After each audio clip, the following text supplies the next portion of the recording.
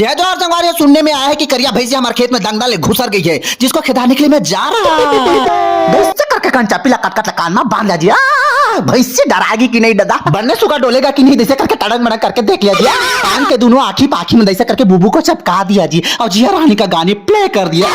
जल्दी रेंगना पड़ेगा दादा, नहीं तो नहीं हम रहूंगा, उनको तो जौहर हो जाएगा। एक कठन माची गुनगुट्टी नहीं दिखा थे हमारा आँखी में घुसरे देखकर चाला देखा था आगू में खड़े हैं तो हम बद्दी दी कही करके जैसे करके कर पाँव पर लौटी पड़े हो तो साइड दी से का कहीं जाता इस रास्ते से दोबारा मत आना। ए देखा लो तो कौन बजा के देखबो ऐसे मोर वाले देबे तो मुंह बंधवा के भूल हूं देह बने उज्जर दिखाते काय क्रीम लगाता सोए फेरा लाभली है बता दो बड़ा नाम कर हम उले आते जाने भैंसी रे हलवा के क्या डरा मारा था बने सुबह निटोरा तो ये तो भैंसी निकली। देह भैंसीला देख ले समय लाल के बड़खटूरा सा फंसे और यहाँ चरे आए शर्म नहीं आएला। देह डबरी को